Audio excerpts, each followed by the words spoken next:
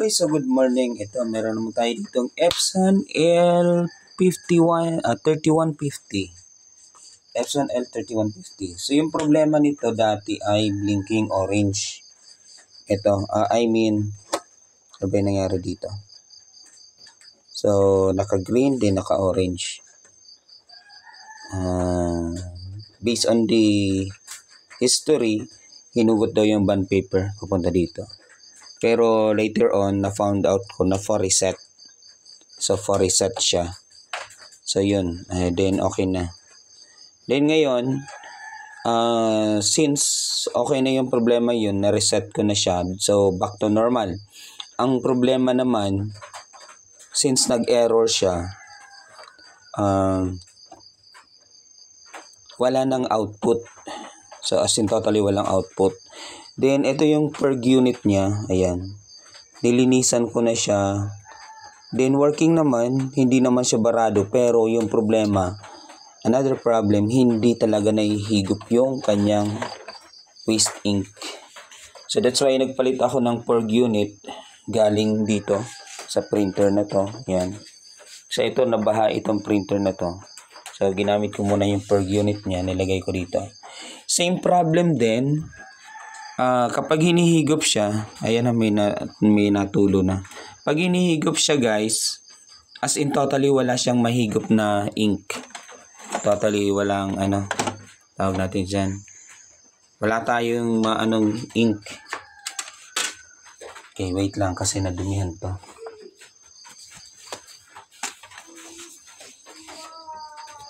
Tulo na.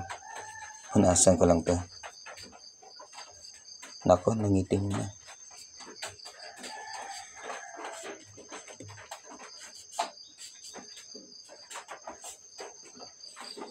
So, ito, how many times ko na tong na-encounter na problemang ito? Halos palagi na. Nagkakaproblema na talaga yung kanilang mga per unit. Hindi ko alam kung ano yung main reason. That's why, pina-found out ko kung ano ba yung nababarahan ba. Parang naiipit masyado yung niya yung kanyang hose. Ina-adjust ko nga siya minsan pero wala talaga. Kaya ginawa ko, tinanggal ko muna guys itong connection dito para kumbaga para makahinga. Makahinga yung head natin at kumbaga sa parang yung bata na pigil yung pag-iyak kapag hindi mo siya pinalo or hindi mo siya hindi mo siya ginalaw. So basta hindi mo siya shinake, so hindi lalabas yung kanyang pag-iyak. Ganun yung nangyayari. So ganito din yung nangyayari dito sa printer. So siguro mga 6 times ko na itong na-encounter mga ganitong problema. Palagi na problema yung kanyang per unit. So para magkaroon ng output, ganito yung ginagawa ko. Tinatanggal ko muna siya. Kumbaga pinapahinga ko siya para makahinga siya, then mahigop yung kanyang ink. So ito, good ito. Yung per unit na to. Ito, good din naman, pero I am wondering kung bakit nga ba hindi nahihigop yung ink. So siguro hindi ko lang siya tinanggal.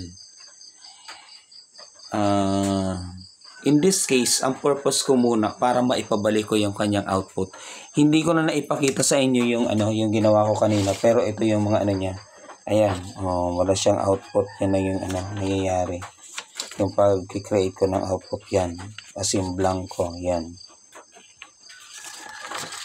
Medyo late yung pag-document ko kasi wala naman talaga akong intention na i-document pa to. Pero yun. Since ganun yung nangyayari, ganito muna yung gagawin nyo guys. Wag muna kayo magpalit ng per unit. As much as possible, tanggalin nyo muna yung per unit. Kagaya nito, tinanggal ko siya. Then, meron ako niyang video kung paano ko siya nililinisan. Paki-visit na lang ng ating mga ng playlist natin para makita niyo kung paano ba maglinis ng per unit. Then, kapag wala kayong mahigop gamit yung natin, ito, yung ating syringe na 10 ml, yan, itapon ko muna.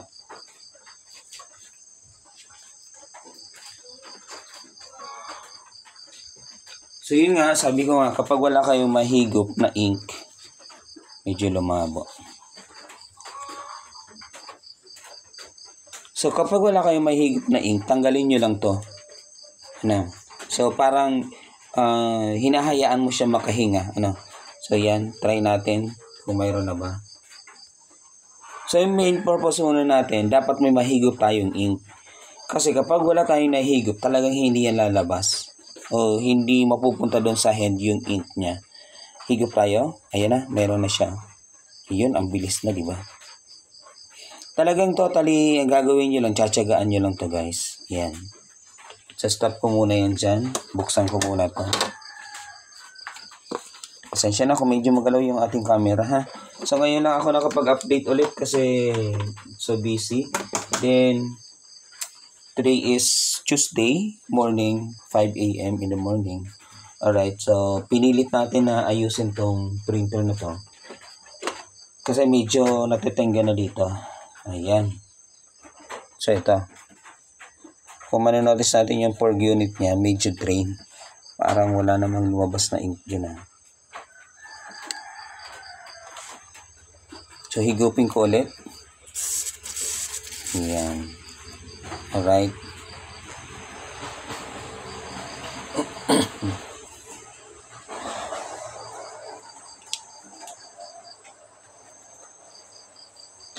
So this time,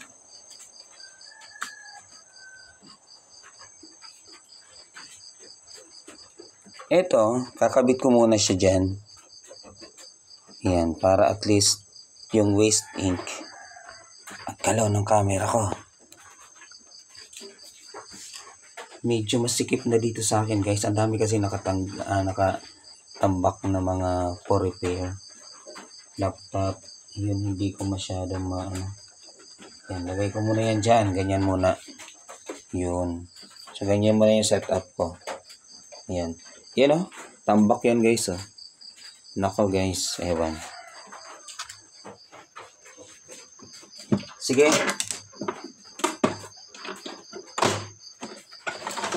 Ganyan muna yung setup.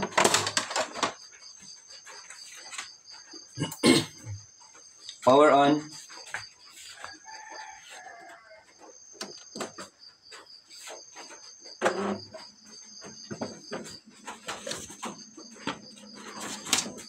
Ngayon, tingnan natin kung magkaroon na ba siya ng output.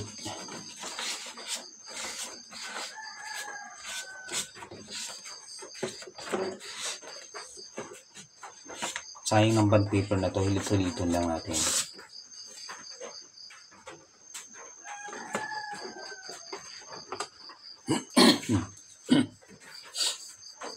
Alright. So, power off.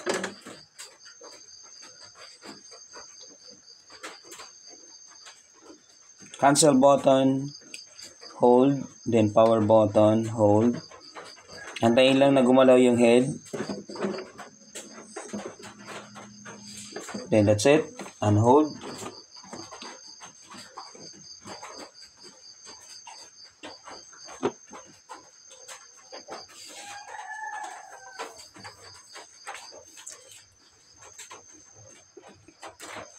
Dito kasi hindi to agad-agad nagno-nozzle check kasi nire-read niya muna yung wifi. Yan, may delaying ano siya. Kumbaga delay muna. Tikinain. Yun. Okay. Let's see. And ito pala, nagpalit din pala ako ng rubber.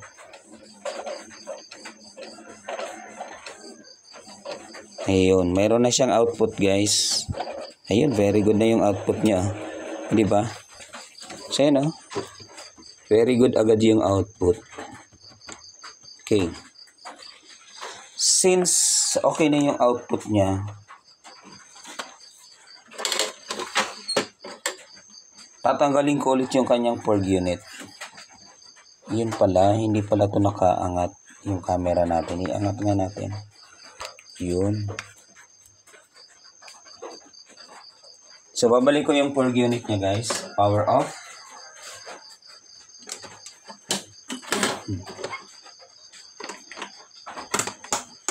unplug. Then ito.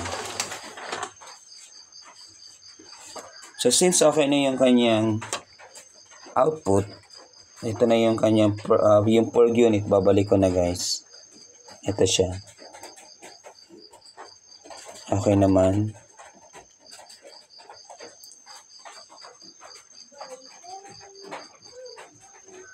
So dito magkakaroon lang tayo ng konting adjustment.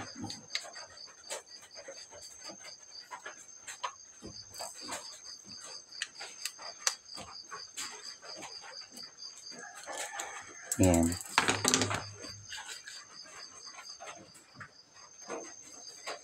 Parang lumalabo yung paningin ko o yung camera. Parang paningin ko. Ito, tanggalin lang yan. Then ito. Ito siya guys. Ayan.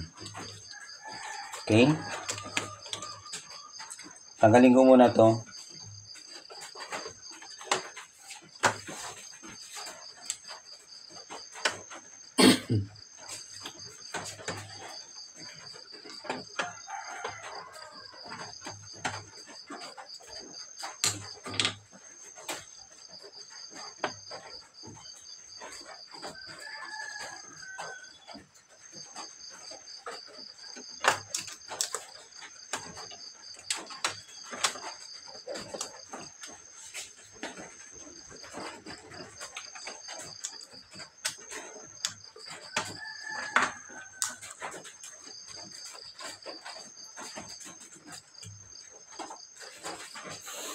Okay. So, ito yung dalawang plug unit. Ito yung pinalit natin. Tingnan natin, ha. So, ito, pag ganito, yan. Tingnan nyo yung, yung hose. Then, ito naman.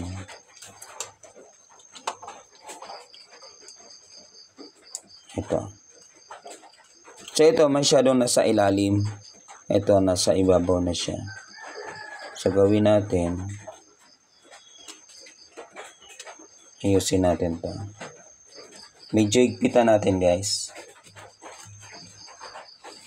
Okay. So paano yung gawin? Tanggalin mo muna to. Yan. Ganyan. Tanggalin muna. Ito. Yan. I-ano natin. Tanggalin muna natin to. Ganyan. So ito minsan kasi dito yung nagkakaproblema. Wala na siyang maanong hangin kasi yan, hilot-hilutin lang natin. Wala na siyang maanong hangin. Alright. Then ito guys, kuha kayo ng yan, tanggalin nyo itong mga nakalagay. Ito, yan. Ganyan. So, dapat patanggal nyo yung masyado, nagpapaigpit masyado sa kanya. Kasi dyan yan, nawawala ng hangin yung plug unit natin. Kumbaga sa dapat makabuelo yung hangin. Yan.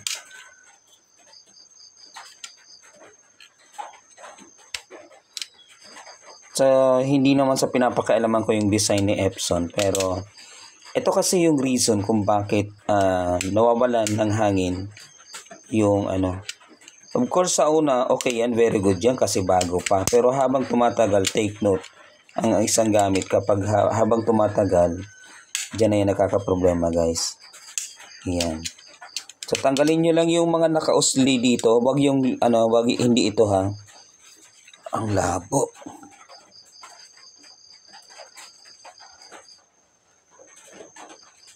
Ba't ang labo? Yun.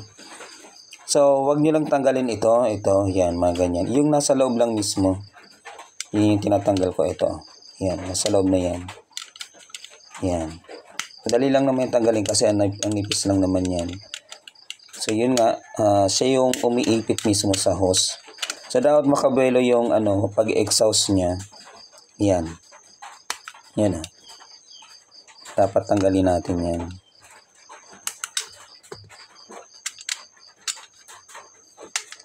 Ganon din dito sa kabila. Yun. Tanggalin muna natin. Ito. Yan o. Kikita nyo to? Yan. So, yan yung tanggalin natin. Yun. Yun, di ba? Pwede mo din naman palitan yung kanyang hose. Baka doon kasi yung ano. Baka marumi na or talagang totally barado na. Pero pinaka the best doon, linisan mo siya gamit yung tubig. Mayroon akong video niyan kung paano ko ginagawa. Panoorin nyo na lang kung paano mag-repair ng plug unit. Ito, kumbaga, another technique ito, guys. Yan. So, ngayon ko lang ito papakita. Pero ito yung usually ginagawa ko. Kumbaga, secret reveal tayo ngayon, guys. Yan. So, since okay na, ganito naman. Balik na natin to. Lagay natin dyan. Yan, pasok. Yun. Paano ba natin malalaman? Ito yung kanyang ano. So, nandyan yan. Yan. So, ito dito to. Pero hilot-hilutin mo muna. Yan. Hilot-hilutin muna. Then, bago mo siya ipasok dito. Yun. So, sa pamamagitan niyan, guys, yung hangin, kumbaga, magsi-circulate na siya completely. Kasi, kumbaga, wala na siyang masyadong dadaanan o hindi na siya mahihirapan pa masyado. Yan, paikutin lang, ganyan. Paikutin, then ibalik na to dito. Yan, ganyan. Alright, so yan. So, ito dapat paakyat ito, guys. Then, hihigpit-higpitan mo siya. Yan. Ganon. So, dapat ganyan siya kahigpit. Kasi, ano ba yung purpose nito? Yung purpose kasi nitong gear na to, ito yung nagpupush ng pressure para umikot yung so, para umikot. Kapag umikot yung gear, ipupush niya yung pressure, then hanggang sa lumabas na yung yung waste ink. Diba complicated yung yung style nila yan. Ganito. Ganyan. Iikot yan. Yan. Then, yung pressure pinapaikot niya. Pag ganun pala yung ikot niyan. Yan. Ganyan. Ganyan yung ikot. Yan. Ganyan yung ikot. Tapos, pinapalabas niya papunta doon yung pressure. Yun. Yun. Diba? Ganon. So, dapat kasi, niya yan. Yung pressure para mailabas niya yung ink. Ganon yung circulation niyan. Hindi ko masyado ma-explain pero yun yung explanation doon. Alright, so okay na to, guys. Then, balik na natin to dito. Ayan, dito lang siya. Pag ganito lang.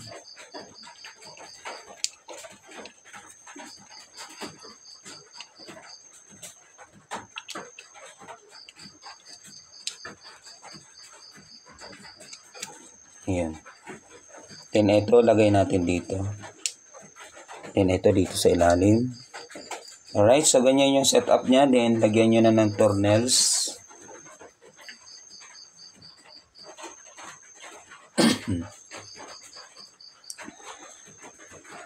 Ayan, balik na natin.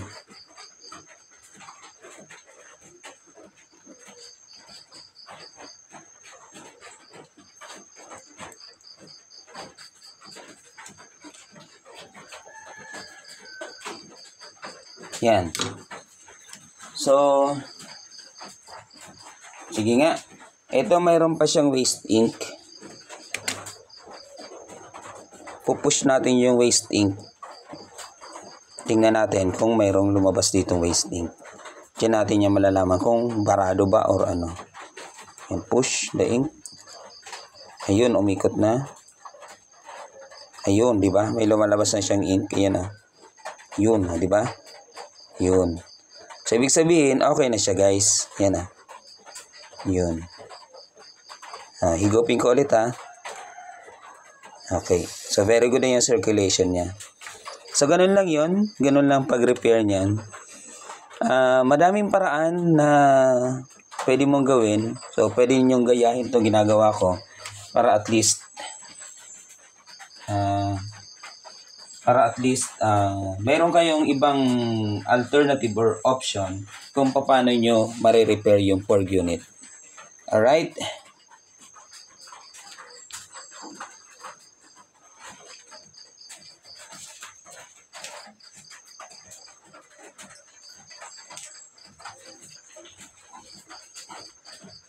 Okay, so babalik ko na yung ito yung hiniram ko lang. So ito, balik ko na siya dito. So sa pagbalik naman ito guys, ito medyo ano siya.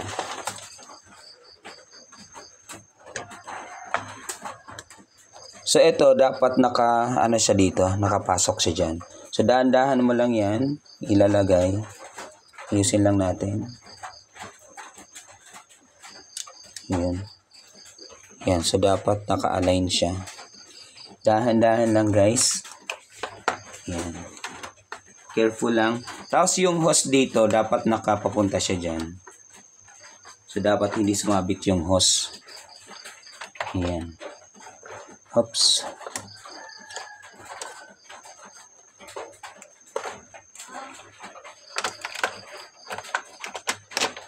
Yan. So push nyo lang hanggang sa makita nyo yung lalagyan ng tornilyo. Hanggang sa makita natin yung lalagyan ng tornilyo din. Lagyan nyo ng 2 tornilyo.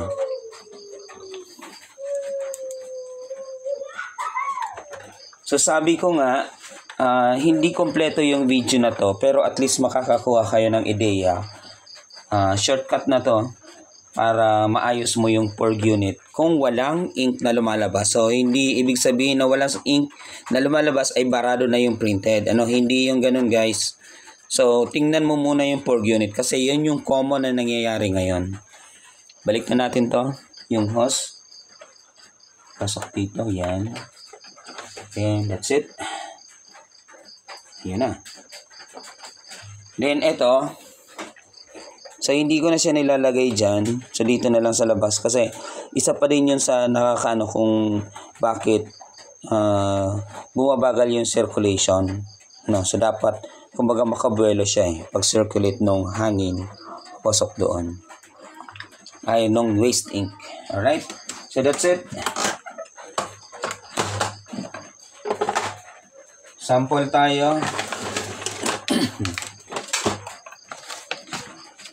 Ito pa din. Hilot-hilutin lang.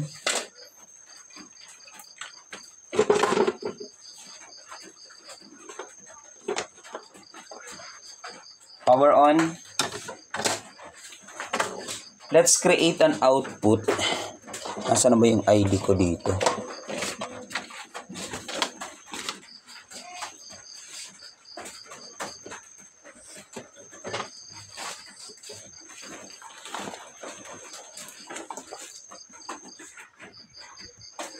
Okay, so ito yung ID ko. Yan, tingnan natin.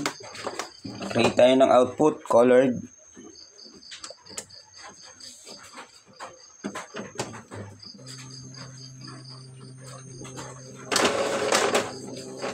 Alright. Let's see the output.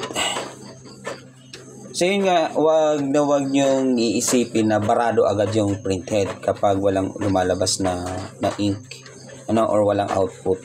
So, tingnan nyo muna yung kanyang porg unit. So, baka doon. Baka barado doon. So, ganun lang siya kasimple guys kung paano mo solve yung problem. So, that's it. So, sana may natutunan tayo sa video na to. Ayan, kompleto na yung kanyang kulay. Alright. Thank you so much. This is always your Kotech, Alberto Marino. Peace out guys. Good morning.